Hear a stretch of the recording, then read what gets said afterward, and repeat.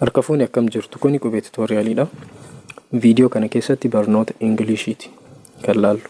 Mata dureen simple present tense dha jechuudha. Waa'ee tensii irraa laalla. Tensiiwwan jiran keessaa tensii 12 keessaa simple present tense irratti xiyyeeffannee jechuudha kan laallu.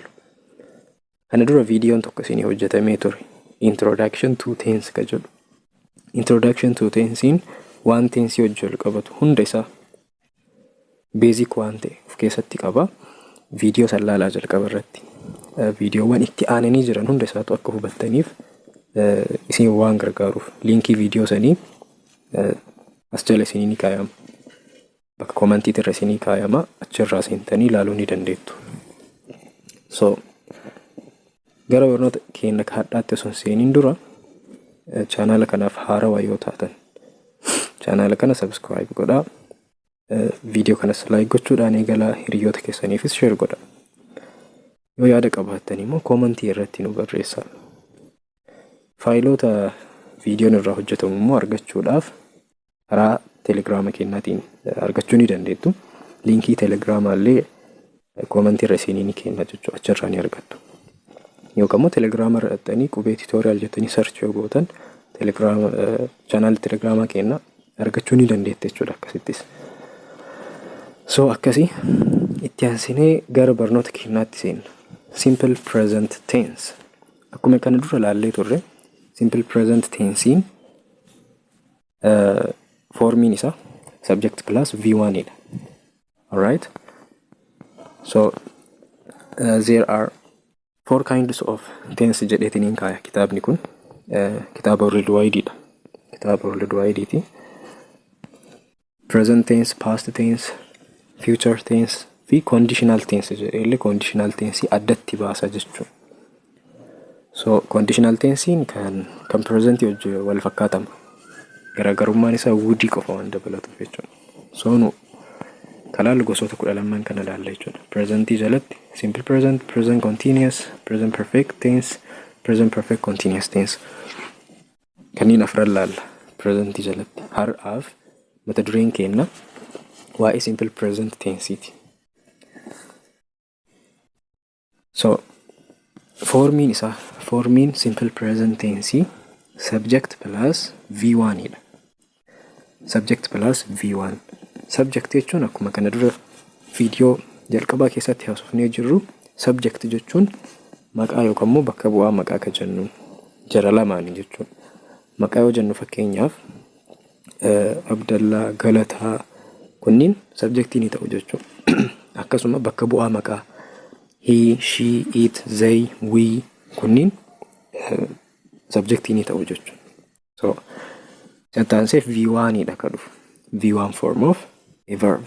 Waa'ee V1, V2, V3, VIN illee viidiyoo jalqabaa keessa laallee jirra. Introduction to tense keessatti jechuudha. Dhattanii achirraa ilaaluu ni dandeettu. Wanti biraa V1 kanarratti ES yookaan immoo ST dabalamaa jenne. Yoo maal ta'e yoo subjectiin kun singulaarii ta'e fakkeenyaaf he, she, Abbaba yoo ta'e fakkeenyaaf V1 irratti maal dabala jechuudha. Subjectiin keenya Abbaba yoo ta'e singulaariidha miti nama tokko. V1 irratti ES yookaan immoo ST dabalamaa jechuudha. So kuni formula isaati. Formii simple present tense ti jechuudha. Simple present tensein waa hedduuf fayyada. Kan jalqabaa to express habitual actions or everyday activities. Habitual action waan irra deddeebiidhaan raawwannu. Habitual action jechuun bartee waan nuti ta'e tokko jechuudha. Har'as borus irra deddeebinee waan hojjennu jechuudha. Wanti akkasii habitual action jedhama. Kanaaf gocha akkasii sanii ibsuudhaaf fayyada jechuudha. Here adverbs of frequency such as every day, usually, sometimes, always, twice a day may be used. Kanaaf habitual action ibsuudhaaf simple present tense yoo fayyadamnu maal hojii fayyadamna? Adverbs of frequency hojii fayyadamna jechuudha. Adverbs of frequency ka jennuun adverbs of frequency ka jennuun eenyu fa'a? Every day, usually, sometimes, always, twice a day kanniin jechuudha.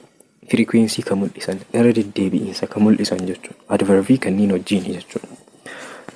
Fakkeenya haa ilaallu. She goes to church every day. She goes to church every day. Kana jechuun kan isaa maalidha? Isiin guyyaa hunda gara churchii ni deemtiidha. Isiin guyyaa hunda gara churchii ni deemtiidha. So, kuni habitual actionidha jechuudha. Waan irra deddeebiidhaan raawwatamu.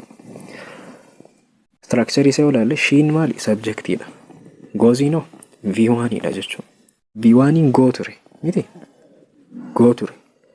Garuu subjectiin as bira jiru kun sheen singularii waan ta'eef go irratti maal daballe jechuudha? ESC daballe. Goes. She goes to church every day. Guyyaa hunda gara churchii ni deemtiidha. Kanaaf as biratti subject plus V1 fi adverbs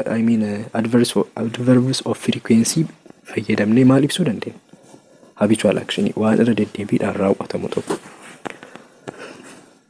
Fakkeenya lammaffaa illee yoo ilaalle Helen washes her face twice a day.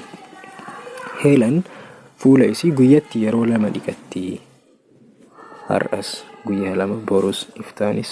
So waan irra deddeebiin isiin raawwattudha jechuudha. Waan amaleeffatti akkuma bartee godhatte tokko jechuudha. So habitual actionidha kunis. Helen subjectidha. Helen subjectidha. Washes kun immoo V1 dha jechuudha. Bare form of a verbin washidha. Osoomaa ittiin dabalamin jechuudha. Garuu subjectichi singularii waan ta'eef maaltu itti dabalamuu qaba? Washii irratti S'in itti dabalamuu qaba. She washes jenna malee she wash her face twice a day hin jedhamu jechuudha.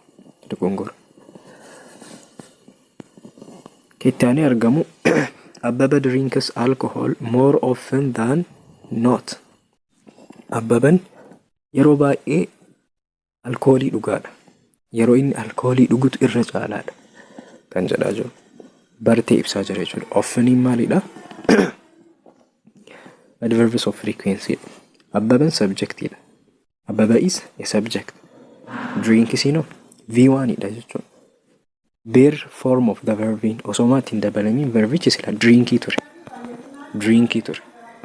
Wanti SC itti daballeef subjectiin as biratti nu qabnu abbaban nama tokko jechuudha. Singularii waan ta'eef. So pluraalii ta'e fakkeenyaaf zay osoo ta'e bakki abbaba kun zay drink jenna malee zay drinks hin jennu jechuudha. Yoo subjectiin pluraalii ta'e verbicha akkuma jirutti dhiifna jechuudha. SC ittiin daballu. Okay. Fakkeenya itti aanee jiru she usually wears a green skirt. Gosa uffataa kan yeroo hunda diimaa skirtii diimaa magariisa uffatti always. Adverbs of frequency dha. Subjectiin keenya she dha. Verbino wears dha jechuudha. Kanaaf adverbs of frequency subjectii fi verbii jidduu galuu ni danda'a. Yookaan immoo xumura irrattis dhufuu ni danda'a jechuudha. Bakka kamiyyuu ta'uu danda'a rakkoon qabaatu. Subject plus wear. Weariin maali? V1 dha. Subjectiin keenya singularii waan ta'eef wearii irratti SC daballe jechuudha. She wears jenna. Samuel always eats sandwich for breakfast. Jireedhaaf Samuel maal nyaata? Sandwichii nyaataadha yeroo hunda. So eat irratti maaltu dabalamee jira? V1 kanarratti SC jechuudha. Samuel eats jenna. We odoo ta'e yoo bakki Samuel kun we always eat jenna malee we always eats hin jennu jechuudha.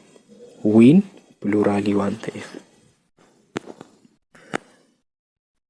So note, it is also possible to express habitual actions without adverbs of frequency. Habitual actionii adverbs of frequency yoo osoo hin fayyadamin ibsuun ni danda'ama. Waan bartee nuti ta'e tokko adverbs of frequency always, every day, usually, often, twice a day ka jedhu kanniin osoo hin fayyadaminu ibsuun ni danda'ama jechuudha. Subject plus V1 qofaan. Ato Mulat speaks 5 languages fluently. Obbo Mulat afaan 5 sirriitti tolcheetii haasawaa. So kuni maalidha? Habitual actionidha jechuudha. Atoo mulaat subjectidha. Speaks V1 jechuudha. Atoo mulaat singularii waan ta'eef speak irra SC daballe. Rosina smokes cigarette. Rosinaan sigaaraa tuutti. Barteedha jechuudha kunis.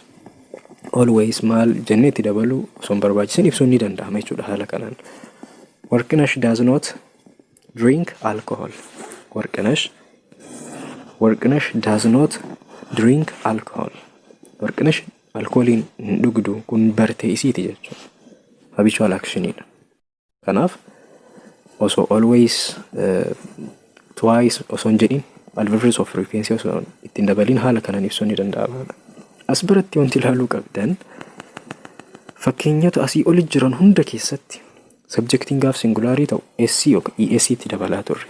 Kanarratti garuu warqinash jennee verbiin keenya drinkidha. Does not drinks hin jenne maaliifi sababni isaa maaliifi? Sababni isaa daazitu jira as biratti. Daazitu jira jechuudha.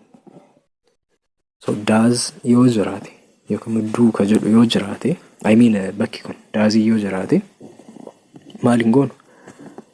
Verbicha irratti SCs ESCs ittiin daballu jechuudha. Maaliif duun jalqabuma irratti duun ni jira. Gaafa singular subjectii hojjetau ESC fudhata jechuudha. ESC'n duu irratti dabalamee jira waan ta'eef drinkii irrattis wanti daballuuf hin jiru jechuudha. Walii galee akkasitti adeemna.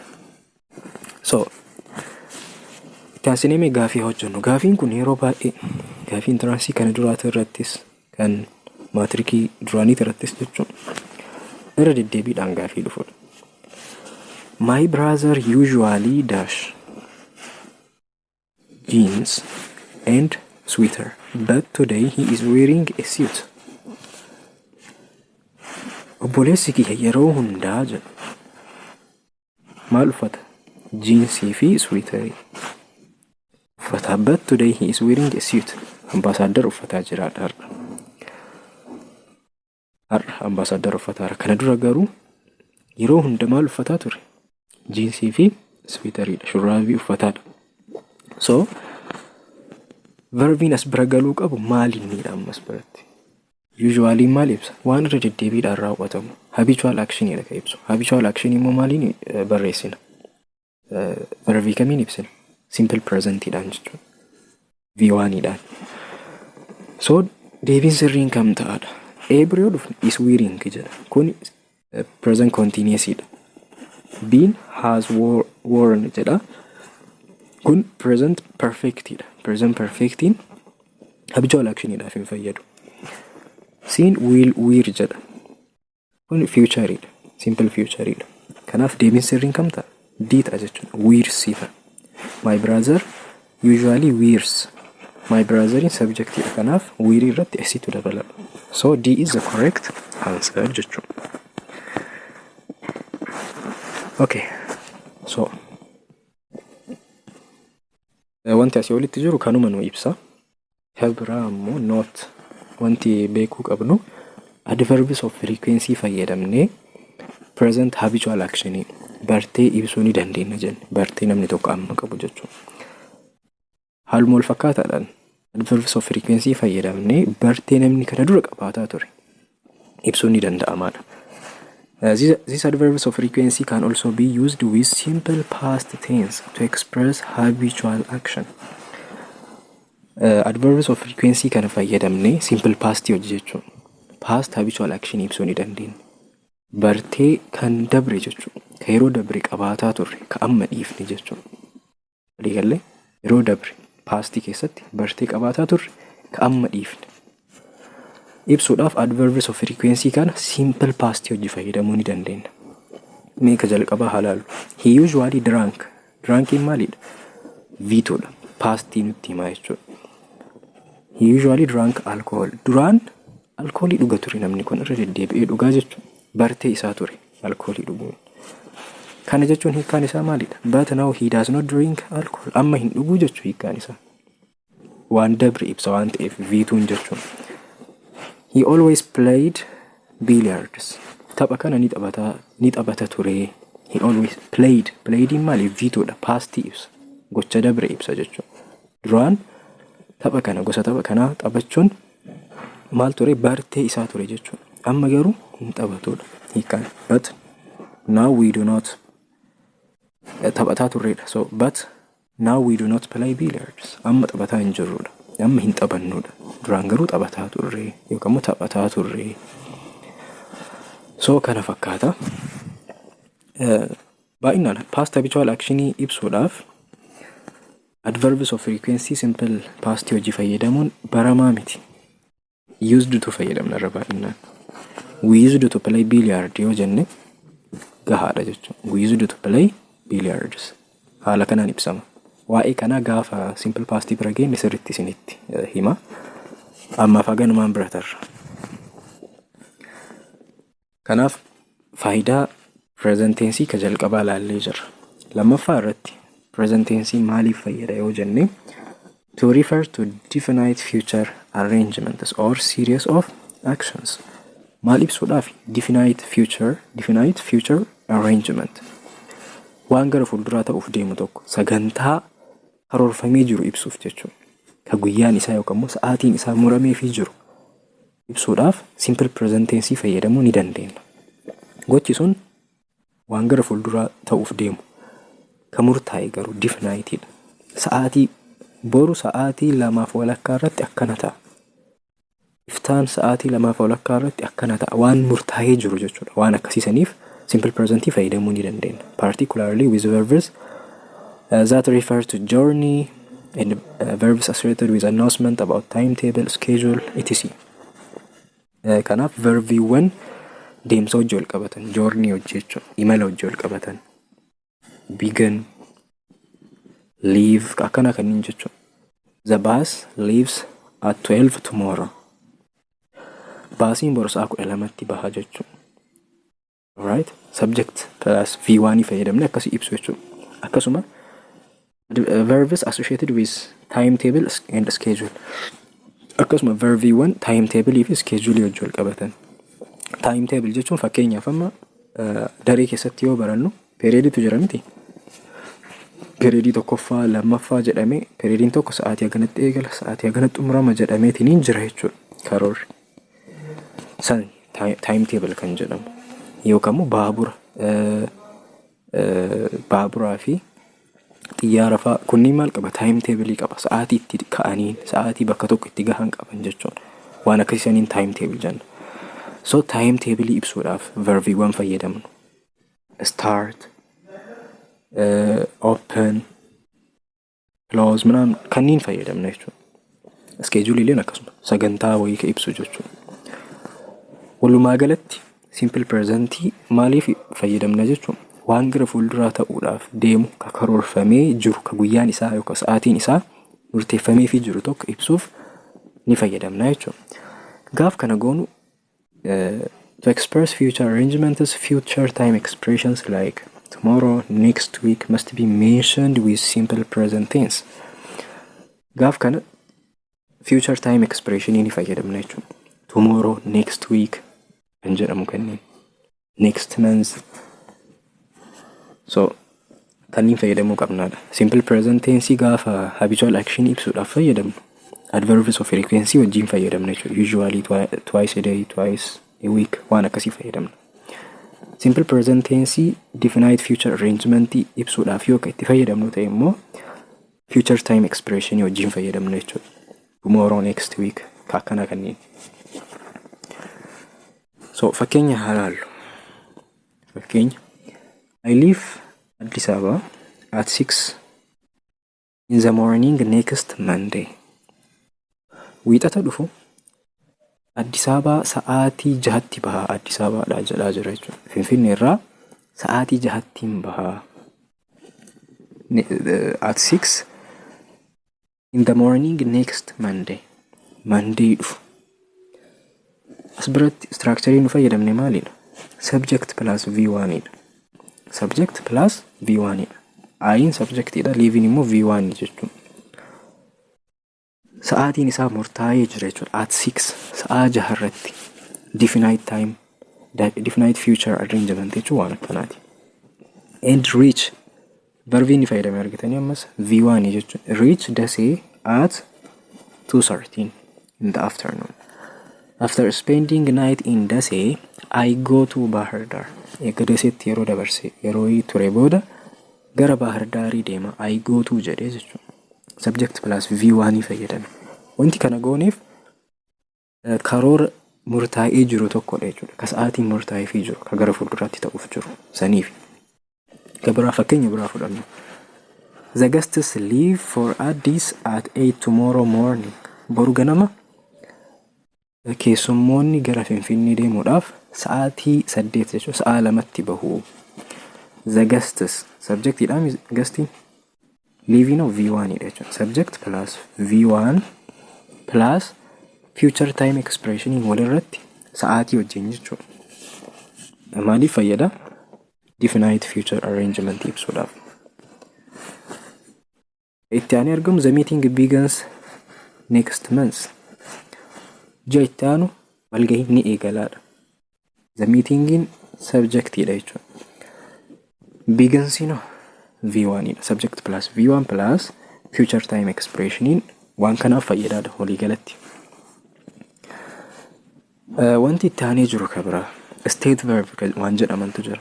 State verbs like know, understand, like, contain, resemble, forget are not used in this way. Waan gara fuulduraa ta'uuf deemu tokko ibsuudhaaf waan gara fuulduraa ta'uuf deemu ibsuudhaaf state verb hin fayyadamnu. State verb ka jennuun verbiiwwan miira ibsan jechuudha. Fakkeenyaaf dagachuu, yaaduu, beekuu, understand, hubachuu kunniin state verb jedhamu. Verbi akkasiisan waan kanaaf ittiin fayyadamnu jechuudha. Future definite future arrangement idhaaf hin fayyadamnu jechuudha. Fakkeenyaaf I know the answer tomorrow hin jedhamu jechuudha. Know maalidha? State verbii waan ta'eef. He understands the problem next week. Kunis sirrii miti. Understanding maalidha? State verbiidha jechuudha. State verbiin yaada sammuu wantoota ibsan. Now beekuu, understand, hubachuu, like, jaalachuu, contain qabaachuu, resemble fakkaachuu, forget dagachuu kunniin state verb jennaan. State verb immoo definite future arrangement ibsuudhaaf ittiin fayyadamnudha. Itti aanee ka argamu faayidaan sadaffaan ka simple present tense to express universal truth or fact. Universal truth ibsuudhaaf. Universal truth jechuun universal truth means something that was true in the past, is true now, and will be true in the future. Waan yeroo hunda dhugaa ta'e jechuudha. Kaleessas har'as borus waan dhugaa ta'e. Habitual action akkasiisan ibsuudhaaf ka fayyadamnu simple present tense dha.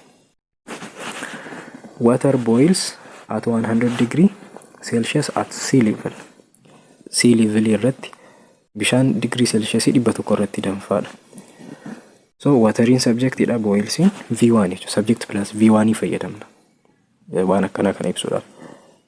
The sun rises in the east and sets in the west. Aduun bahaan hin baatii dhihaalli hin galtiidha. Kunis universal truthidha. Waan dhugaa ta'edha jechuudha.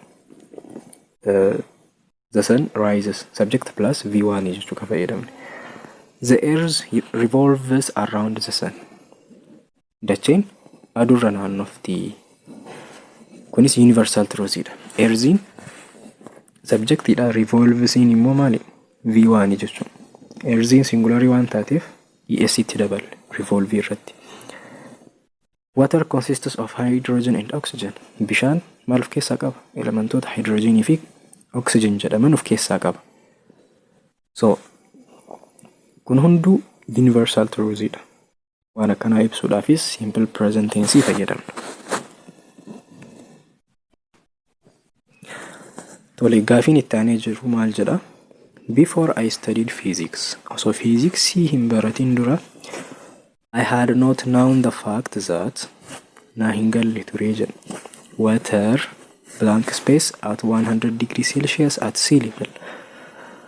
Bishaan degree Celsius dhibbarratti akka danfu hin beeku ture jechuu barbaadeeti.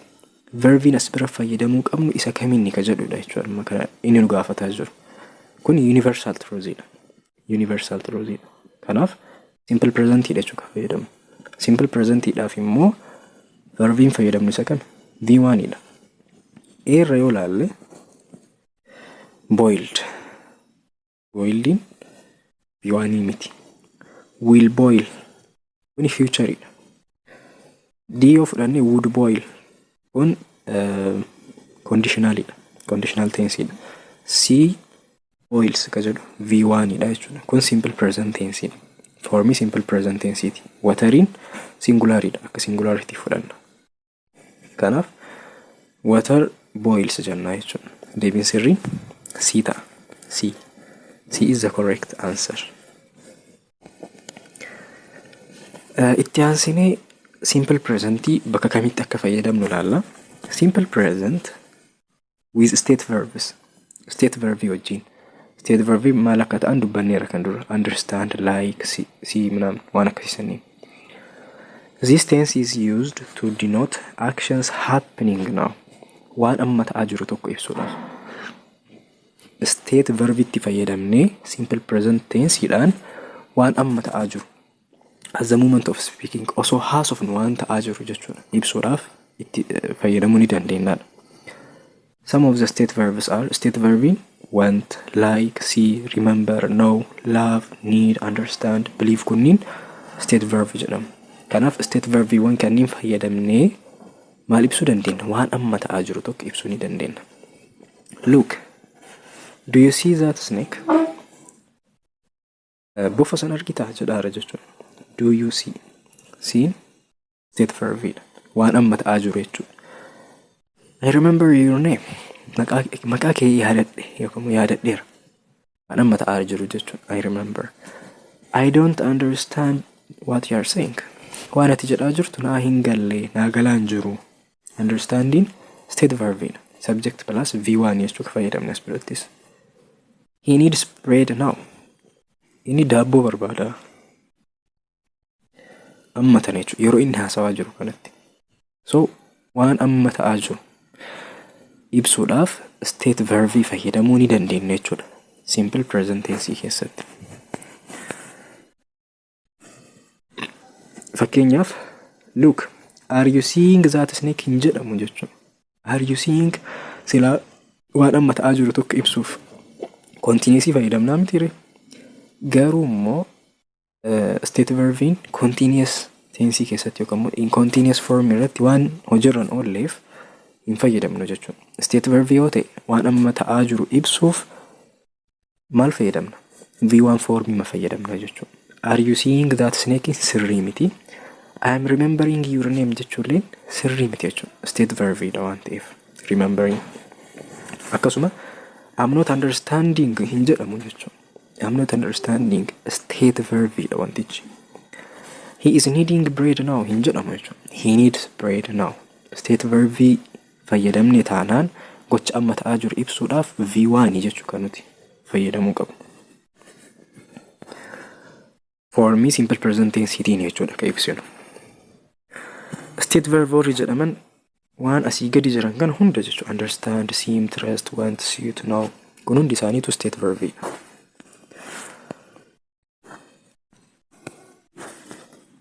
Okay. She is knowing the fact hin jedhamu. She knows the fact jedhama malee. I'm believing in God hin jedhamu. I believe in God jedhama.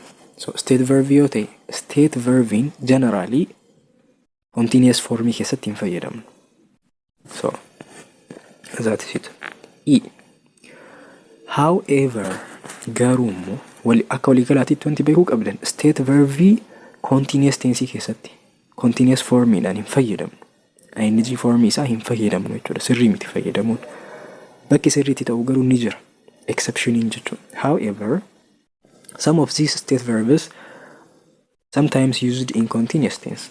State verbiiwwan kana keessaa warri continuous tense continuous formiidhaan ING formiidhaan hojirra oolan ni jiru bakka tokko tokkotti.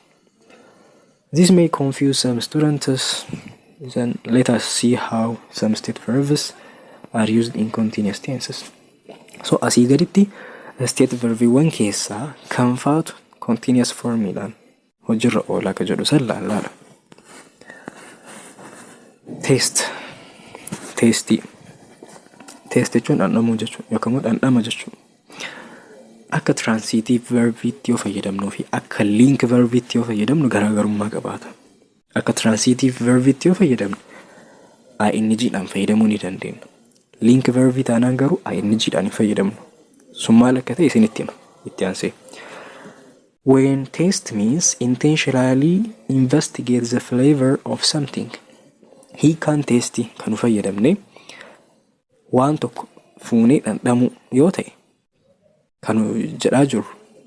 Fakkeenyaaf intentionally investigate the flavor of something jechuun dhandhama waan tokko beekuudhaaf fuunee waan tokko harkaan fudhannee dhandhamaa yoo jiraanne waan akkasii ibsuudhaaf yoo ta'e it can be used in progressive tenses. ING form isaa fayyadamuu ni danda'ama jechuudha. Fakkeenyaaf the cook was tasting the what. Namichi hojjetaa ture sun what jechuun ittoo dhandhamaa ture. Harkaan fuudhee afaan kaayatee dhandhamaa jira jechuudha. Actionidha. Actionii akkasii ibsuuf yoo ta'e ING fayyadamuun rakkoon qabu teestii irratti. He is tasting the cake to see if it is okay. Keekiin sun akkam akka jiru laaluuf dhandhamaa jira. Keekii san fuudhee afaan kaayataa jira jechuudha. Hiika akkasiitii yoo ta'e ING irratti ni fayyadamna teensii. Kun amma transitive jennaan. Transitive jechuun verbiin tokko transitive formiidha ka jennu verbichatti aanee kan objectii yoo dhufe jechuudha. Maqaadha objectiin. Waxiin maali fakkeenyaaf maqaadha. Keekiinoo maqaadha. Verbichatti aanee kan dhufe maqaadha. Maqaa yoo ta'e itti aanee dhufe rakkoon qabu ING-dhaan ni fayyadamna. Transitive jennaani objectii qaba waan ta'eef. Link verb yeroo ta'utu jira jechuudha testiin. When test is used as link verb akka link verbiitii yoo fayyadamnu garuu it cannot be used in continuous tense. Bifa ING-tiin fayyadamuu hin dandeenyudha. It is tasting sweet jedha. Wanti kun hin mi'aayaadha. Miti sila. Tasting kana aanee ka dhufe maalidha? Sweetidha. Sweetiin immoo maqaa miti. Adjectiveidha. Adjectiveidha. Maqibsaa jechuudha. Sweetiin malee maqaa miti. So link verbiidha jechuudha as biratti testiin. Kanaaf gosa link verbiitiin yoo ta'u continuouslyidhaan miti jechuudha ka fayyadamnu. So it tastes sweet jedhama malee it is tasting sweet hin jennu. Testitti aanee objectiin hin jiru yookaan maqaan hin jiru waan ta'eef link verbii waan ta'eef jechuudha. Mee itti aansinee gaafii haa laallu. Gaafii maatirikii duraaniiti gaafiin kun. The liquid in the bottle dhangala'oon qaruuraa keessa jiru sun jedha. Bakka duwwaa like some kind of acid. Akka asidii dhayaadha yookaan dhandhamni isaa akka asidiitii jechuu barbaadeeti. Amma as biratti kan fayyadamna akka asidii foolii isaati jechuudha kan haasawaa jiru. Smellingiidha moo is being smelled smells kan fayyadamuu qabna. Ka itti aanee jiru kana laalla. Wanti itti aanee dhufe kun maqaa moo waan biraati? Laayikii nama maqaa miti. Maqaa miti. I think adjectiveidha laayikiin jechuudha as biratti. So ka as bira fayyadamuu qabnu bifa link verbiitiin. Bifa link verbiitii yoo ta'e immoo smelly V1 formii isaa fayyadamna malee ING formii isaa hin fayyadamnu jechuudha. Kanaaf deebiin sirriin maal ta'a? A ta'a. Smellsiidha. Bootiliin subjectiidha mire. Singular subjectii waan ta'eef smelly irratti S dabalamuu qaba. So A is the correct answer. A is the correct answer. So smelling link verbiidha. Explanationiin kun isuma ibsa. Irra deebitanii dubbisuu ni dandeettu. Okay. The liquid in the bottle smell fi smell sirraa kamtu sirrii? Kan lammaffaati jechuudha. Sababni isaas liquid in the bottle yookaan bootiliin singular verbiitti akka singular subjectiitti jechuudha kan inni tajaajilu. Singular subjectiitti aansee yoo dhufe immoo verbiin S yookaan ES dabalatu qaba. So waa'ee testii ilaallee jirra. Testii irratti akka transitive verbititti yoo ta'e isatti aansee maqaa yoo dhufe rakkoon qabu jechuudha. ING formii isaa fayyadamuu ni dandeenya. Akka link verbititti yoo dhufe garuu V1 formii isaa fayyadamna. Smell illeen akkasuma. So smell can be used in continuous tense when used transitively to mean investigate by sniffing. So smell illeen akka transitive verbiti yoo fayyadamne rakkoon qabu jechuudha. ING formii isaa fayyadamuu ni dandeenya. Hiikaan isaa yoo maal ta'e investigate by sniffing waan tokko suufuudhaan funyaanii suufuun adda baafachuu yoo ta'e dalagaa akkasii yoo ta'e ING isaanii fayyadamna jechuudha. Transitive ta'a gaafsan. Hawwiin maal jetteen hiwatiin what are you doing? Maal hojjetaa jirta jetteen. Hiwati immoo I am smelling the milk to see if it is sour. Aannan kana ulataa jira. Aannan kana ulataa jira jettee jechuudha adda baafachuudhaaf. Foolii isaa adda baafachuudhaaf. So as biratti amma I am smelling the milk to see if it is sour. Fuunfataa jirti jechuudha. Gocha actual action ina wanti kun ka ibsu. Kabraa moonti ilaaluu qabdan I am smelling itti aansee maaltu dhufe? Milk. Nounidha jechuudha. Transitive verbidha. Nounis itti aaneetiin hin dhufe. Verb itti aanee noun yoo verb itti aanee ka nouniin dhufu ta'e object jechuudha. Direct objectii qaba wanti sun. So transitiveidha jechuudha verbichi. Yoo garuu verb itti aanee ka dhufu adjective yoo ta'e link verbidha jechuudha. Gosa bifa link verbiti yoo fayyadamne state verbi ING itti dabaluu hin dandeenyu. Akka transitive verbiti yoo ta'e garuu ING itti dabaluu ni dandeenyaadha haga ammaatti kan laalle. As a transitive verb, smell also means perceive something without intention. Akka transitive verbititti hiika biraas qabaachuu danda'a smelliin. Akka testii sanii miti. Testiin akka transitivititti yoo fayyadamne maal jechuudha?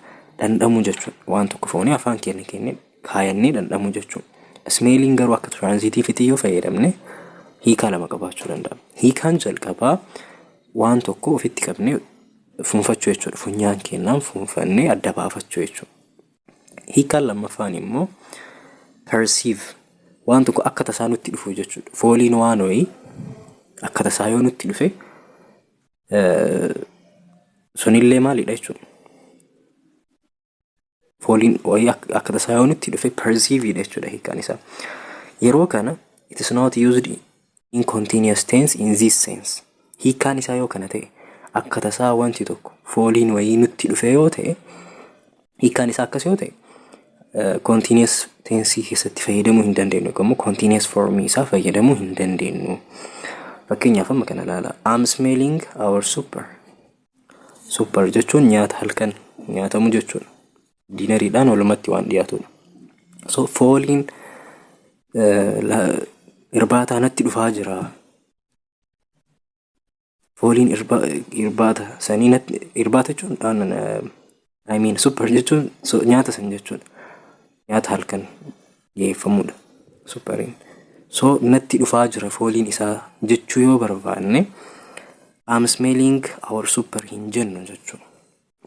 I'm smelling our supper hin jennu. Maal jenna? I smell our supper. Fooliin isaa natti dhufaa jiraadha. Kun hiikaan isaa walii galee. Smelliin ni jira. Supperiin ni jira. Nounidha miti. Smellitti aaneen nounitu dhufe. Garuu bakka kanatti akka transitivititti haa fayyadamnu malee ING itti hin daballu jechuudha. Kan itti aanee jiru I'm smelling the gas. Fooliin gaasii natti dhufaa jira jechuu yoo barbaanne maal fayyadamna? I smell the gas ka jedhu fayyadamna malee I'm smelling ka jedhu hin fayyadamnu jechuudha. Kanaaf kana garaagarummaa isaa beekuu qabna. Hiika isaa laalleete jechuudha kan murteessinu. Transitive keessatti smelliin ING fudhatamoo hin fudhatu ka jedhu kan murteessinu hiika isaa irratti hundoofneeti. Waan tokko itti yaadnee intentionally suufuudhaan funfachuudhaaf yoo kan ta'u ta'e hiikaan isaa yoo san ta'e ING ni fayyadamna. Garuu fooliin waan tokko natti dhufaa jira jechuudhaaf ing hin fayyadamnu jechuudha. When smell is used as a link verb, it cannot be used in continuous tense. Smelling akka link verb ititti yoo fayyadamne gonkumaa continuous form isaa hin fayyadamnu jechuudha. Akka link verb ititti yoo dhufe. Akka transitive verb ititti yoo dhufe garuu continuous form isaa continuous form isaa yeroon fayyadamnu hin jira, yeroon hin fayyadamne hin jira jechuudha. Hiikkaa isaa irratti hundoofne. Fakkeenyaaf amma kaas jiru kan yoo ilaalle his shoes are smelling bad. Wrongidha jechuudha. His shoes are smelling bad. Maaliif wrongi ta'e yoo jenne badiin kun maalidha? Adjectiveidha. Adjectivii dursee dhufe verbichi. Kanaaf link verbi jechuudha. Link verbi immoo gonkumaa ing formiidhaan hin fayyadamnudha. His shoes smell bad. So haala kanaan jechuudha ka fayyadamnu. Badiin adjective waan ta'eef link verbiin isa dursee dhufa akka link verbiitti fayyada. Link verbiin immoo ing formii hin fudhatu. Kunis ka itti aanee jirullee fakkeenyuma wal fakkaata. These flowers are smelling beautiful. Beautifully maali? Beautifully adjectiveidha. Adjectivii dursee dhufe waan ta'eef akka link verbiitti fayyadamne. So continuous tense miti jechuudha as bira akka fayyadamnu. Continuous tense hin fayyadamnu. These flowers smell beautiful jechuudha kanatu sirrii jechuudha. Beautiful in adjectivii waan ta'eef link verbiin isa dursee dhufu sun V1 formiidhaan ta'uu qaba. So waa'ee feeliitii fi waa'ee testiitii fi smeelii ilaallee jirra. Itti aansinee fiilidha jechuudha kan ilaallu.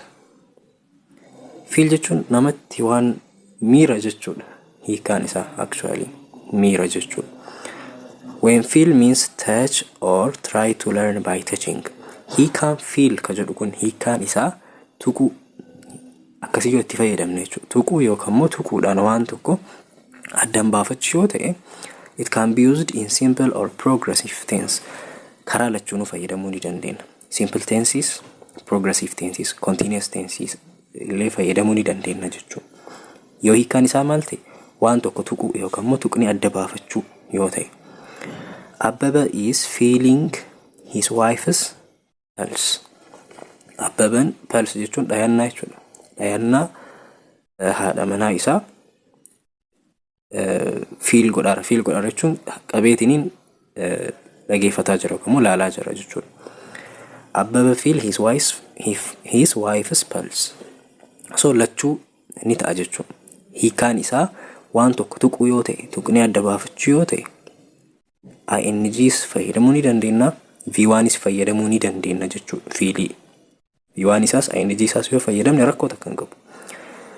When feel is followed by word that indicates subject's physical or mental condition, it can be used in simple tense or continuous tense. Kalammaffaa ammoo feeling verbi feel jedhu kanatti aanee physical or mental condition haala namni tokko keessa jiru jechi ibsu itti aanee yoo dhufe yeroo sanis V1 isaas V3 isaas VING isaas lachuu fayyadamuu ni dandeenya. Fakkeenyaaf how do you feel? I feel better. Betteriin maal ibsa? Haala namicha sanii ibsa jechuudha. Haala namichi keessa jiru. Kanaaf V1 fayyadamuu ni dandeenya. Akkasuma how are you feeling? Akkam maaltu sitti dhagahamaa jira? I'm feeling better. Betteriin maalitti aansee dhufe? Feeling itti jechuudha. Betteriin haala namni sun keessa jiru. State isaa san haala inni keessa jiru nutti mul'isa waan ta'eef bakka akkanaatitti fayyadamuun rakkoo hin qabu jechuudha. Lachuu keessatti V1's VING isaas fayyadamuu ni dandeenya bakka kanatti. Feel is not used in continuous tense when it means sense or think.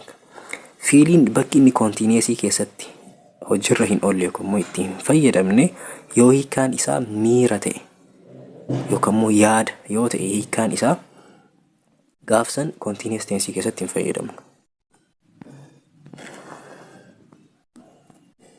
Ka jalqabaa kana ilaalama. I'm feeling the floor shaking. Lafti akka socho'aa jiru natti dhagahamaa. Hiikkaan isaa natti dhagahamaadha. Feeling jechuun miira kun miti. Miira ibsuudhaaf ing isaan fayyadamnu jechuudha. Sirrii miti. Feeling yookaan waan yaadnu tokko ibsuudhaaf. I feel the floor shaking itu sirriidha hiikkaan. I'm feeling you are wrong. Amma as biratti wanti jedhamuu barbaade maaliidha? Akka ani yaadutti sirrii miti ati jechuu barbaadeeti. Kanaaf hiika saniif fayyadamuudhaaf ing'n hojiirra ooluu hin qabu jechuudha. I feel you are wrong ka jedhu san fayyadamuu qaba. V1 formii fayyadamuu qaba jechuudha. Walumaa galatti feeling bakka lamatti jechuudha. Ka jalqabaa waan tokko tuqnee adda baafachuu.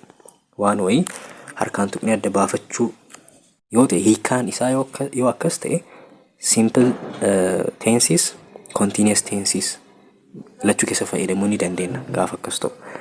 Yookaan immoo haala namni tokko keessa jiru mental or physical conditionii nama tokko wanti ibsu jechi ibsu itti aanee yoo ka dhufus ta'e gaafsanis fayyadamnu rakkoo hin qabu jechuudha. Garuu immoo yoo hiikkaan isaa waan tokko miiri namatti dhagahamuu yookaan yaaduu yoo ta'e hiikkaan isaa hiika saniin ing formii hin qabu jechuudha. Continuous tense continuous tense keessatti hin fayyadamnudha. Itti aanee ka jiru lookidha. Look. Look is not used in continuous tense when it means seem, have the appearance. So look hiikkaan isaa jechuudha. Hiikkaa isaa ta'e ammas qalaallu. Hiikkaan isaa seem ni fakkaata yoo ta'e hiikkaan look jechuudha. Look ka jedhu kana wanti ebalu akkana fakkaata. Wanti kun akkana fakkaata jennee ibsuudhaaf yoo ta'e ing miti jechuu ka fayyadamnu. V1 formii isaati. She is looking mad. Waan aarte fakkaatti jechuudhaaf jechuu ka barbaadama. Wanti wrongii ta'eef ing hin fayyadamnu. Hiika kanaan jechuun she looks mad jenna. V1 formii isaati ka fayyadamnu. Look is used in continuous when it means see using eyes. Lookii ka fayyadamnu jechuudha. Ing formii isaa ka fayyadamnu ijaan laaluu waan tokko ijaan laaluu yoo ta'e hiikkaan isaa bakka akkasiitti ing fayyadamuu ni dandeenya jechuudha. Ammas bira lookii irratti ka jalqabaa fakkeenya jalqabaa kana irratti maadiin maalidha? Adjectiveidha. So adjectivii dursee yoo dhufe V1 jechuudha ka ta'u qabu. So look ka jedhu kana continuous form isaa ka fayyadamnu gaafa waan tokko ijaan laaluu ta'e jechuudha. Hiikkaan isaa look jechuun ijaan waan tokko laaluu yoo ta'e gaafsan continuous tense irratti fayyadamuu ni danda'ama. Yookaan ing formii isaa fayyadamuu ni dandeenya jechuudha. Ka jalqabaat irratti they are looking at the rocket. Rocket isa laalaa jiran jechuudha hiikkaan isaa. They are looking at the rocket. The bandit was looking at the man seriously. So kunis ijaan laaluudha jechuudha kan inni ibsu. So itti aanee C'dha. C biratti illee when C means to use power of sight, it is not used in progressive tenses. C fi look irratti garaagarummaan as biratti. Look irratti wanti beekuu qabdani C using eyes ijaan waan tokko laaluu yoo jechuu barbaanne ing formii isaa ni fayyadamna. Look jechuun C'in garuu faallaa saniiti. Ijaan waan tokko laaluu yoo jechuu barbaanne waan san ibsu yoo barbaanne gocha san ibsu yoo barbaanne C ing formii isaatii miti jechuudha ka fayyadamnu. Garaagarummaa qabu. Fakkeenya yoo fudhanne I'm seeing the two boys are dancing. Wrongii jechuudha kun. I'm seeing hin jennu. I see jenna jechuudha. Osoo looking ta'e I'm looking jechuu ni dandeenya ture jechuudha bakka kanatti. I'm seeing bakka jenne kanatti I'm looking that the two boys are dancing odoo jenne correctidha. looking jechuun ni danda'amaadha. ing lookii fayyadamuun ni ta'a. Waan tokko ijaan laalu yoo ta'e jechuu hiikkaan isaa. C irratti garuu ijaan laalu yoo ta'e hiikkaan ing fayyadamuun sirrii mitiidha. Are you seeing that hippopotamus on the beach? Hippo jechuun roobii jechuun. Roobii san argaa jirtaa jechuu barbaadee jechuudha as biratti. Kanaaf argaa jirtaa jedhu san waa'ee ijaa waan tokko laaluu waa'ee sanii haasa'uudhaaf siin ing formiin isaa hojiirra ooluu hin danda'u yookaan continuous tense miti jechuudha. Continuous tense keessatti hojiirraan oolu jechuudha bakka akkasiitti. Gaafiin sirrii maal ta'a? Do you see dha jechuudha. Do you see that hippopotamus on the beach kan jedhu san ta'a. So ijaan waan tokko ilaalu yoo ta'e hiikkaan isaa C kan jedhu kana ing wajjin hin fayyadamu. Okay, C of can take ing when it means say goodbye to a departing traveler at the starting of his journey. C of ka jennu kuni C of phrasal verb. Phrasal verb nama tokko gaggeessu jechuu hiikkaan isaa. C of jechuun gaggeessu jechuun nama deemu tokko nama karaa deemu tokko gaggeessu jechuun. C of kana ing wajjin fayyadamuu ni dandeenya. Nama gaggeessu waan ta'eef jechuu hiikkaan isaa laaluu miti. Walii galle. So siin bakka akkasiitti ing ni fudhataadha. Walumaa galatti. She is seeing of her father. Abbaa ishii gaggeessaa jirti. We were seeing of our colleagues yesterday. Hiriyoota keenya gaggeessaa turre. Hiikkaan isaa masbar maali gaggeessu jechuudha. Ijaan laaluu miti. When C means meet by appointment, scored, etc. It can also be used in progressive tense. C ka jedhu kun hiikkaan nuti fayyadamnuuf namaan wal arguu appointmentiidhaaf. Appointment jechuun beellama. Nama tokko wal beellamnee wal arguu hinnaa. Hiika akkasiitiif yoo ta'e ing fayyadamuu ni dandeenya jechuudha. I'm seeing my doctor osoo jedhe namni tokko doktara wajjin wal arguuf deemaa. Appointmentii qabaa jechuudha. Beellama doktara wajji qabaa. Kanaaf isa bira dhaqaa jira jechuudha hiikkaan. Yoo akkas ta'e seeing jechuun rakkoo hin qabudha. Seeing jechuun kan rakkoo qabaatu yoo maal ta'e yoo hiikkaan isaa ijaan laaluu ta'e jechuudha. Ijaan laaluudhaaf seeing hin jedhamu. C jedhama. Okay. Itti aansee ka jiru expectidha. Kunis state verb keessaa isa tokko. Expect. When expect means await, it can be used in continuous tense. Expect ka jedhu kun hiikkaan isaa eeguu waan tokko eeguu yoo ta'e. Wanti kun hin ta'a jedhee eegaa. Hin abdadha. Yoo akkas ta'e jechuun hiikkaan isaa continuous form isaa fayyadamne rakkoo hin qabu. He is expecting a letter from his girlfriend. Girlfriend isaatirraa maal eegaa jira? Xalayaa eegaa jiraadha. So eeguu yoo ta'e expecting yoo jenne rakkoo hin qabu jechuudha. The woman is expecting a baby in June.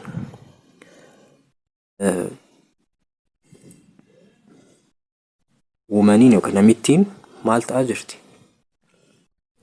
Expect godhaa jirti. Daa'ima June irratti eegaa jirti jechuun ni deetti jechuudha. So expect godhaa jirtiidha. Akka June irratti deettu eeggataa jirtiidha. So kunis she is pregnant jechuudha. Amma ulfa waan taateef. So hiika akkanaa yoo qabaate ing form isaa fayyadamuun rakkoo hin qabudha. Expect is not used in continuous tense when it means think. Expecting hiikkaan isaa yaaduu yoo ta'e hiikkaan isaa ing form isaa hin fayyadamnu jechuudha. I'm not expecting to see our athlete before Tuesday. Ka jedhu kun I'm not expecting hiikkaan isaa as biratti I don't think jechuu isaati. I don't think hiikkaa akkasii yoo qabaate wrongidha jechuudha ing fayyadamuun isaa. I do not expect to see our athlete before Tuesday. Kana jechuun maal jechuudha? Tuesday dura atileetonni keenya hin dhufan jedhee hin yaaduu jechuudhaaf hiikaan akkasii. Kanaaf waan akkasiitiif tinkiidhaaf yoo ta'e hiikaan isaa V1 formii isaati jechuudha kan fayyadamu gabaabumatti. So waa'ee state verb asuma irratti xumurree jirra. Explanation isaa irra deddeebi'aatiin hin dubbisa. Gaafileen booda irra gadi lakkifamus waan jiruuf Telegram irra gaafiin isinii kaa'amu hin jira. Gaafii san irra deddeebitanii hojjechuu ni dandeettu. Itti aansinee use of simple present tense itti use isaa laalla jechuudha. F in certain exclamations when the simple present tense is used to express hope or wish, es or s is not added to the verb so for the third person singular pronouns or singular nouns. Maal jenne kana dura? Third person singular ka jennuun he, she, it kanniin yoo fayyadamne pronouniin yookaan nouniin singular yoo ta'e verb irratti s yookaan es daballa jenne. Bakki seerri kun ittiin hojjanne hin jira jechuudha. Hope or wish abdii yookaan wish jechuun hawwii ibsuudhaaf hawwii nama tokko qabnu ibsuudhaaf yoo barbaannu seera kana ni cabsina jechuudha. God blesses you hin jennu. God bless you jennaa jechuudha. Waliigallee God bless you silaa s itti dabalamuu qaba bakka kanatti. Singulaarii waan ta'eef jechuudha gaadiin. Heaven helps you hin jennu. Heaven help you. Heavenin singulaariidha jechuudha. Akka singular nouniitti itti fayyada. Bakka kanatti maal ibsataa jirra? Hope and wish. Abdii yookaan hawwii ibsataa jirra jechuudha. So yeroo san seera san ni cabsinaadha. S yookaan es itti dabaluu san ni dhiifna. Kabira do fi does. Do and does are used with simple present tense in questions and negatives. Simple present tense keessatti do fi does'in bakka kamiif fayyada? Question fi negative sentence uumuudhaaf fayyada jechuudha. Do ka jedhu kana eenyu fa'aa hojii fayyadamna? I, we, you, they kanneen hojii fayyadamna jechuudha. And the plural nouns like cars, boys, men waan plural ta'e wajjiin jechuudha ka fayyadamna. Do. Does immoo he, she, it third person singularii fi nouniiwwan singular nounii fakkeenyaaf car, boy, man kunniin singulariidha. So does is used with singular subject jechuudha. Do'n immoo used with plural subjects. Asii waliin laalleerra bakka kana. Note the main verb should be in bare infinitive when singular subjects are used with does. Does yoo jiraate verbin bare infinitive ta'uu qaba. Bare infinitive jechuun kawaa takka ittiin dabalamin qullaa ka ta'e jechuudha. V1 jechuudha. Fakkeenya kanarratti ilaallu. She doesn't understand what the teacher is saying. Waan barsiisaan jedhu hubataan jirtudha. Ka jedhaa jiru. Garuu dogongorri as biratti uumame maalinni daazii eega fayyadamnee verbi itti aanu irratti s dabaluun qabnu. Subjectiin singulaaris yoo ta'e jechuudha. Alright? Ka lammaffaa she doesn't understand ka jedhu kun correctii saniif ta'e. Ka lammaffaa illee olaalle gaafiidha kun. Does he lives jenne. Wrongidha. Maaliif? Eega daazii fayyadamne subjectiin singulaaris ta'u s yookaan es verbi itti dabaluun sun hin jiraatu. They do not work hard. Correctidha. They do not work hard. What do they do when they are free? Kun is correct jechuudha. Do wajjin rakkoon hin jiru. Does he understand this? S dabaluu hin qabnu. Hin singulaaris ta'u daazii waan jiruuf s verb irra dabaluun hin barbaachisu. Maaliif? Daaziin eessarraa dhufe? Do irraa dhufe jechuudha. es itti daballeetiin hin finne. So yeroo lama es yookaan s dabaluun sirrii hin ta'uudha. Itti aansee gaafii I think by simple present it right. Whenever she comes to visit us, Whenever jechuun yeroo hunda jechuun. Yeroo hunda gaafa nu gaafachuu dhuftu yoo mana keenya dhuftu she dash her youngest son with her. Obboleessa isii xiqqaa qabattee dhufti. Kanaaf verbiin fayyadamuu qabnu maalidha as biratti? Whenever jedhe. Habitual action jechuudha wanti kun irra deddeebi'amee waan raawwatudha jechuudha. So simple present dha ka fayyadamuu qabnu. Simple present keessatti immoo V1 dha ka fayyadamnu. Sheen singularii waan ta'eef V1 san irratti SC yookaan ESC dabalamuu qaba. So kanaaf deebiin sirriin kam ta'a? D ta'a jechuudha. She brings. D is the correct answer. Use yookaan faayidaa simple present ka itti aanu. Simple present tense is used in time clause. Simple present tense time clause keessatti itti fayyadamna. Time clause is introduced by when, until, till, before, as soon as, after, immediately. Jechoota kanatti aaneetiin dhufa jechuunis himni gaalee wanti jennuun hin jiraami. Clause jechuun I think subject plus verb V1 of keessaa qabu. So main clause fi if clause tu jira.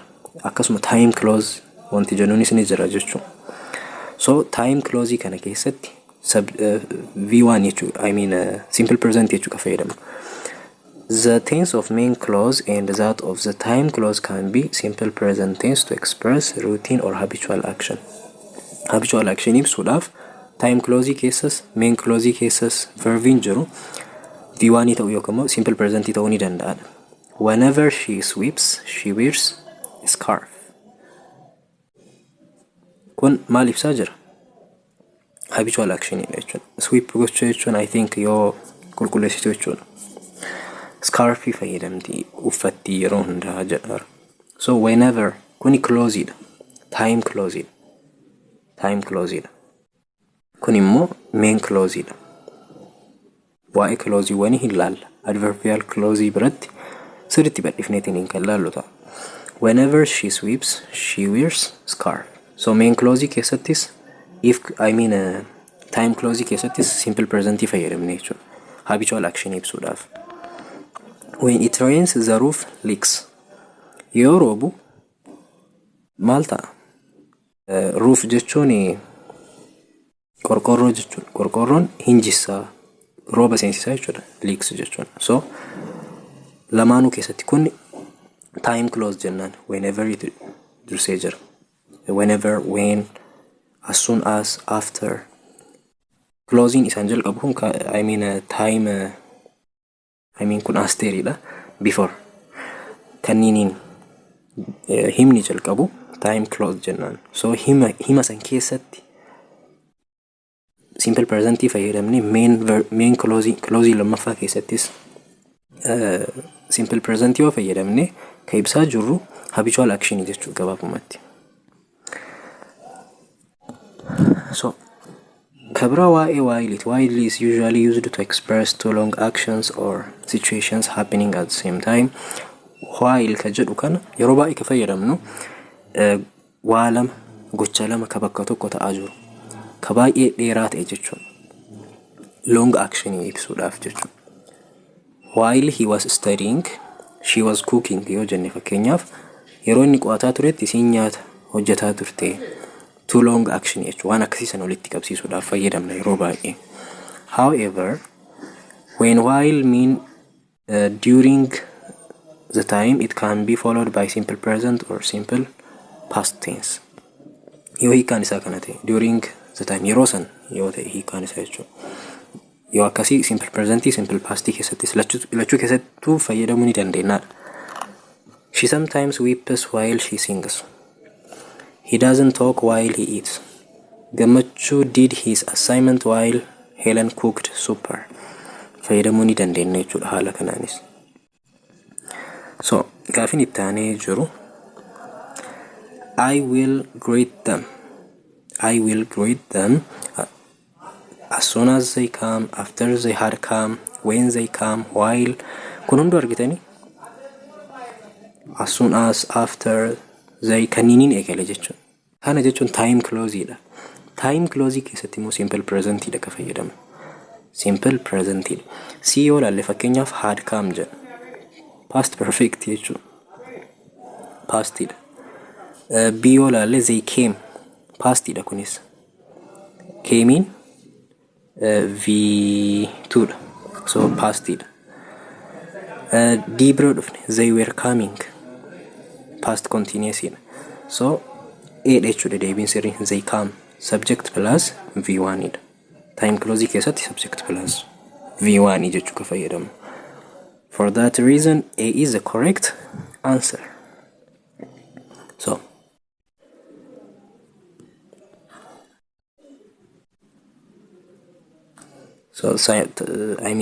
time closing maalin ta'uu qaba? Simple present tense dhaan ta'uu qaba jechuudha. Or present perfect tense dhaanis ta'uu ni danda'a. Time closing. She will go back to her residence as soon as she receives the letter.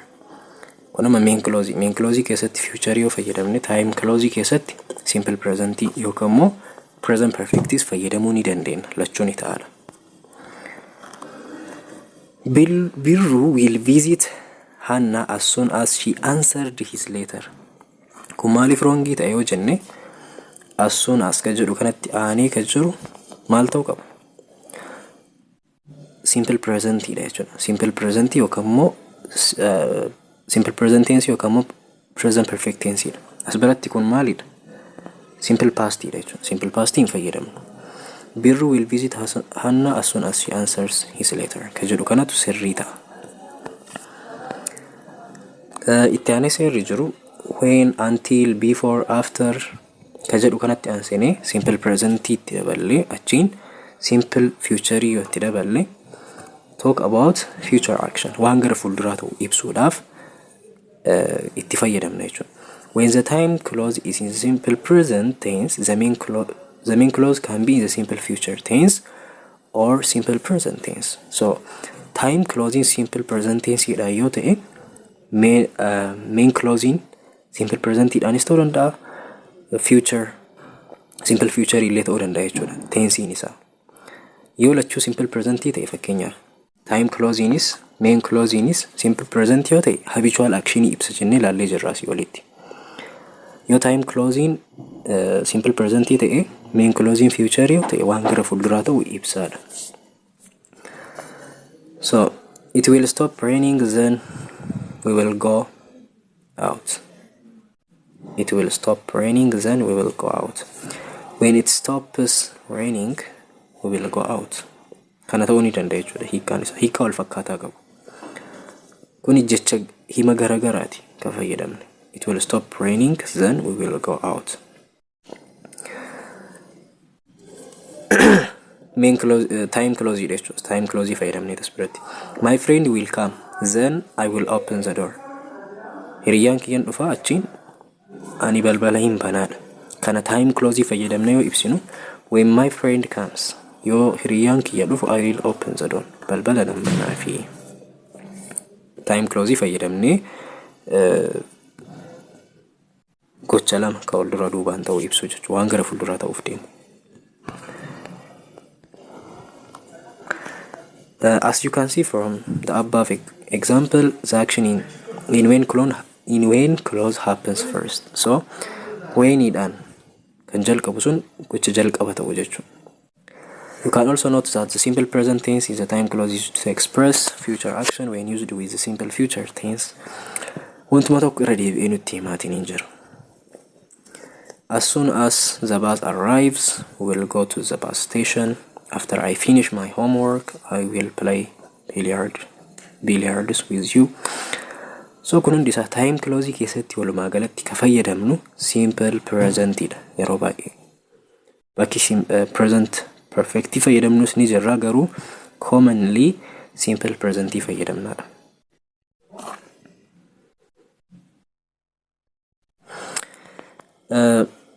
You can also sometimes use present perfect tense instead of simple present tense without change of meaning. Yeroo garii bakka simple present tense san present perfect illee fayyadamuun ni danda'amaadha.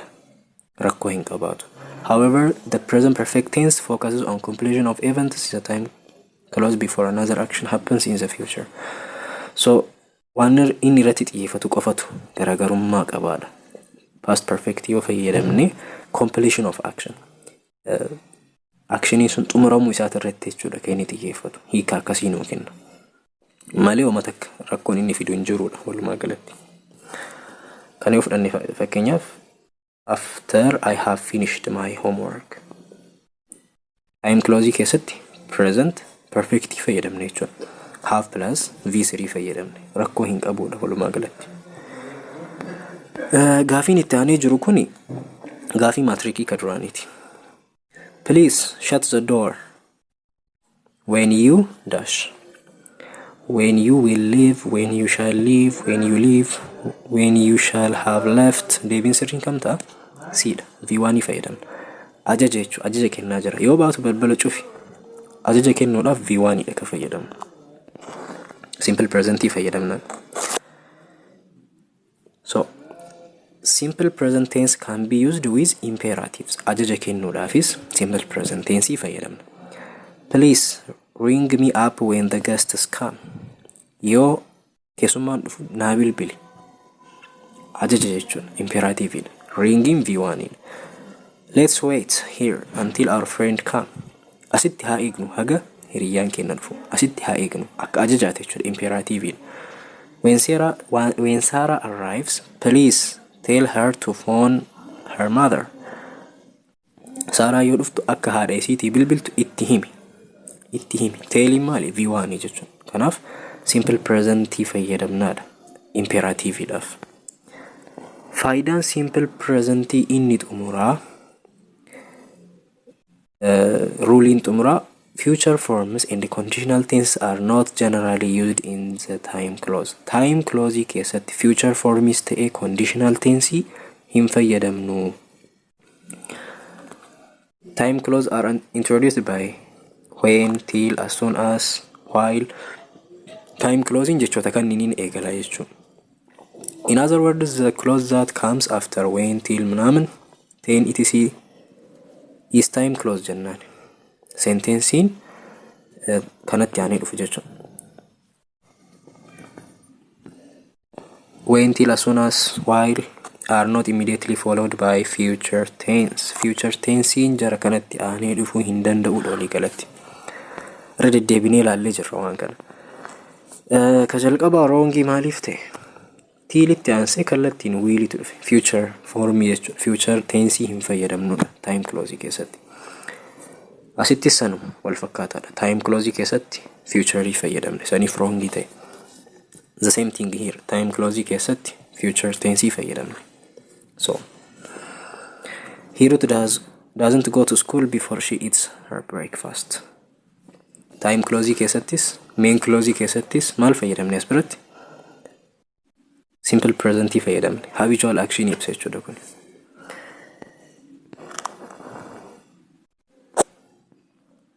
So, the same thing. Kuma takka waan addaa hin qabu. Isuma nu deddeebi'aa jira. Wrong ka ta'e kunniin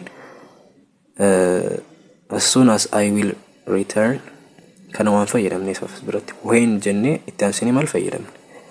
Future tense fayyadamne jechuudha. Note 2. A time clause is a subordinate clause and it's introduced by when, as soon as, before. So, time clause is subordinate clause jechuudha. Subordinate clause. Main clause fi subordinate clause waan jedhamu jira. So, time clause subordinate clause irraa jechuudha.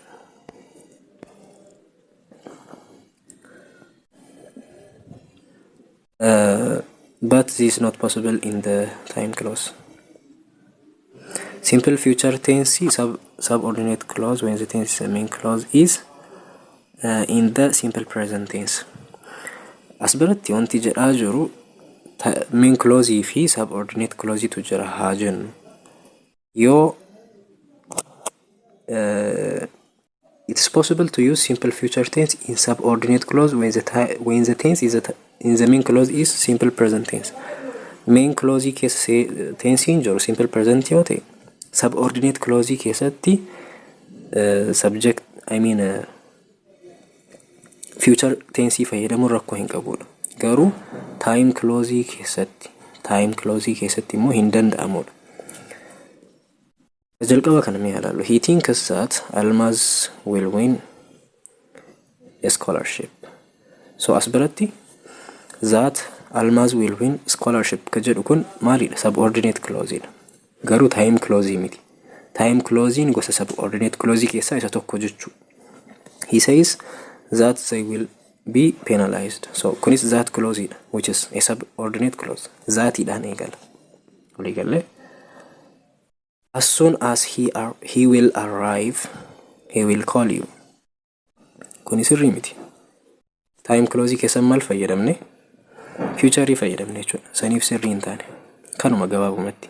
Time clause keessatti fayyadamnu simple present tense yookaan immoo present perfect tense. Future is conditional tenses lachuu fayyadamuu hin dandeenyu. Gaafiin itti aanu Fatuma looked at Thomas angrily. Fatumaan Thomasin ijantaan ilaalteedha. Aarteetiin ilaalte. And dash at him contemptuously. Dash jechuudha. Irratti tufteedha achiin. Irratti tufte. So verbii kan fayyadamuu qabna. Verbii kan fayyadamuu qabna. Speetiin V1 dha. Spaatiin V2 dha. So isa kam fayyadamuu qabna jettanii yaaddu. The correct answer is V2 ta'a. Maaliif yoo jenne Fatuma looked. Lookedin maalidha? V2 lookiti. V2 lookiti. Itti aansee ka dhufu maali? Endidha. Endin jiraannaan gosti verbiin fayyadamnu wal fakkaatuu qaba. Saniif jecha spaatii fayyadamneedha. So spaatiin pastidha. So isa ta'a jechuudha deebiin sirrii. Coordinating conjunction ka jennuun akka but, and, or, yet kunniin join grammatically similar sentences. Sentensi wal fakkaatu jechuudha ka isaan walitti fidan.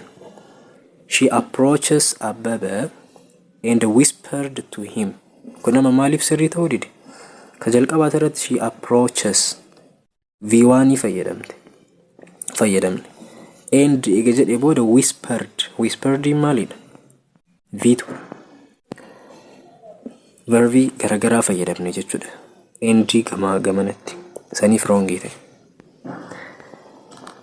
Sirriin kam ta'a? She approached Ababa and whispered. Yoo jenne sirrii jechuudha. Approaching inis V2 dha. Whispered inis V2 dha jechuudha. Past form. Kanas yoo laalle. He has brought. Kun present perfect. And wrote. Wrote past jechuudha. Simple past dha. Waa walitti hin dhufne. Saniif wrongii ta'e. Sirrii maal ta'a? She has brought piece of paper and written. Written maali? V2 dha. Written. Okay. She has brought a piece of paper and written a letter. Kuni V3 dha. Written in V3 dha. V2 wrote. Kanaaf haasii lachuufuu ta'a jechuudha asbiratti. Has plus V1 maali? Simple present. Has plus a simple present dha jedhe. Past perfect. Present perfect dha. Has plus V3 illeen present perfect dha jechuudha. Verbii nu fayyadamne asbiratti. Broughtiin V3 dha. Written illeen V3 dha. Verbii wal fakkaataa fayyadamne jechuudha. Saniif correct ta'e. So waa'een simple present kana fakkaata. Gaafilee mata dureewwan asii olitti ilaalle kana hunda keessaa bahan kan isinii qophaa'ee ni jira. Kan irratti shaakaltan gaafii 40 multiple choice question from simple present tense kan qophaa'ee ni jira. Chaanala Telegraamaa irratti gadi isinii ni lakkifama. Nootii dabalatee jechuudha. Achirraa argachuu ni dandeettu. So nootiin nu fayyadamnu kuni kitaabni kun jechuudha. Warra hin beekneef World Wide jedhama. World Wide English dha. Kitaabota grammary guideewwan Ingiliffaa jechuudha kan jiran keessaa the best one. Kitaaba baay'ee bareedaadha. Hunda caala jechuudha. Extreme illee ni jira. Extreme inis bareeda. Extreme irra garuu kanatu irra caala. Warri du'aayidiitu irra caala. So kitaaba tokko fayyadamtan irra bareeda ta'a dubbisaaf. Haga kitaaba lama jidduutti rakkattan kitaabuma tokko qabattan. Sunis warri du'aayidii osoo ta'e bareeda jedheetiin yaada. Kanaaf waa'ee simple present tense asuma irratti xumurraa viidiyoo itti aanu keessatti waa'ee present continuous tense ka itti fufnu ta'a. Kanaaf asuma irratti xumurra. Yaada yoo qabaattan karaa koomentiitiin nu barreessaa. Thank you very much.